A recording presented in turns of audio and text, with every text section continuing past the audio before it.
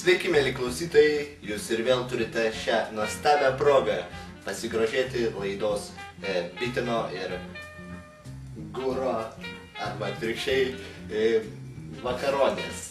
Ši laida yra išties įspūdinga ir tiesiog šiandieną mes turime įspūdingai nuostabų svečią. Tai yra ponas, kuris sėdi šalia manęs, prašom prisistatyti. Jūs. Aš esu Kovinis, Counter-Strike'o žvaigždė Lietuvoje ir artimiu metu būsiu pasaulio žvaigždė Counter-Strike'e. Na taip, aš jums galiu pritarti vienareikšmiškai. Ir, turbūt klausimas pirmasis, kuris man kiltų, tai būtų, kiek laiko jūs auginate savo ūsus? Šitas klausimas nėra susijęs su Counter-Strike'u, tai prašom klausinėti apie Counter-Strike'ą, nes aš čia buvau pakviestas, kad kalbėčiau apie Counter-Strike'ą. Gerai, jeigu jūs tik taip pageidaujate, aš manau, kad mūsų klausytojai tikrai neprieštaraus tam ir, aišku, peršokame prie Counter-Strike'o. Taigi, koks žemėlapis jums labiausiai patinka? Man patinka žemėlapis, kai kartą jau buvau jūsų radijo laidoj, jau sakiau, kad man patinka, kur daug sienų, sienų patinka man ir tada galima labai gerai per jas žaisti, jas labai padeda laimėti. Taip, aš galėčiau netgi pridurti, kad patyrusiam žaidėjam kaip jūs. Gal Piteras kažkoks čia neliestų mane.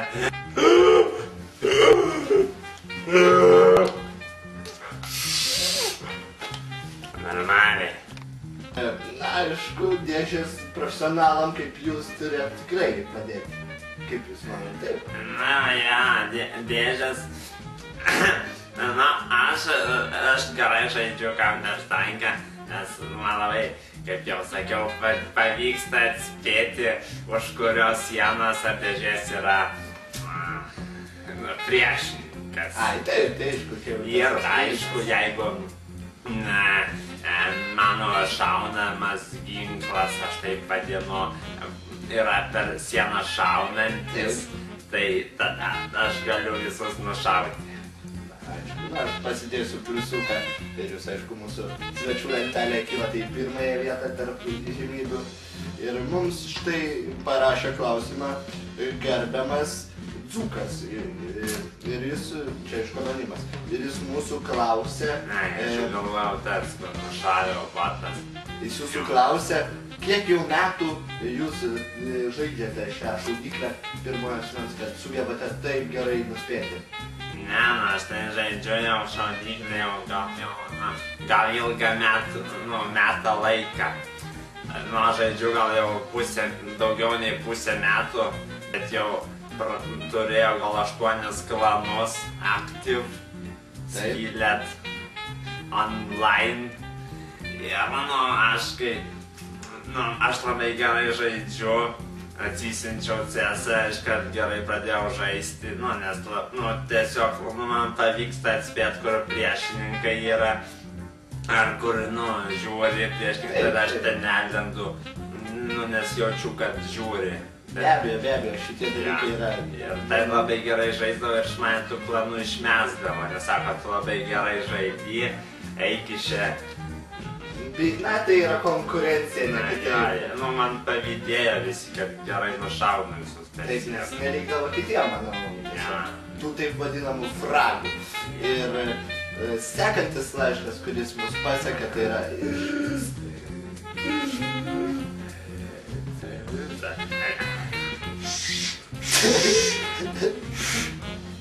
Atsiprašau. Iš tiesų, aš galbūt esu žiaurus žmogus, bet man tokie visokie nukreipimai kelia juoką. Ir mums taipogi pasiekė laiškas iš žmogaus pseudonimu Tirnas ir jisai mūsų klausė.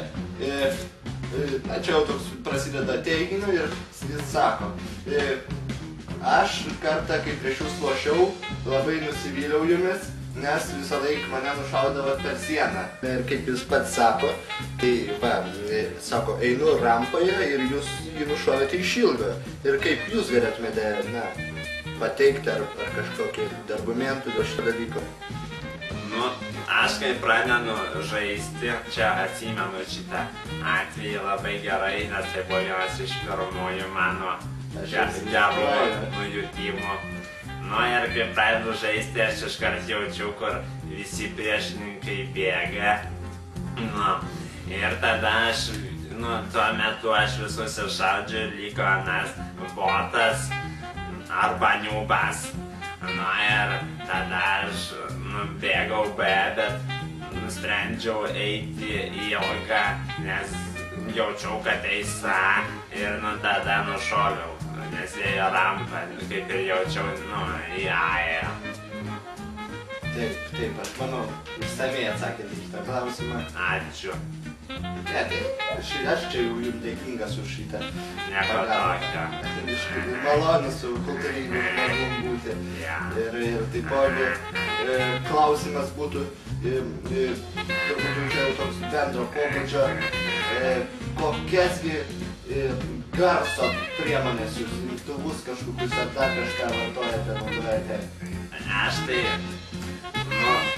Aš tai žaidžiu su kolonėlė. Nu, nes kai daug aš užsidėjęs garsą, kad labai garsiai šaudytų. Nu ir tada kaip kare jaučiuosi. Ir tada labai viską girdžiu ir jaučiu, kur bėga ir kur žiūri priešininkas. Ir labai patinka, kai eina, pavyzdžiui, į ilgą, tada aš nelendu, nes jaučiu, kad jie eina. Nu, pajuntu.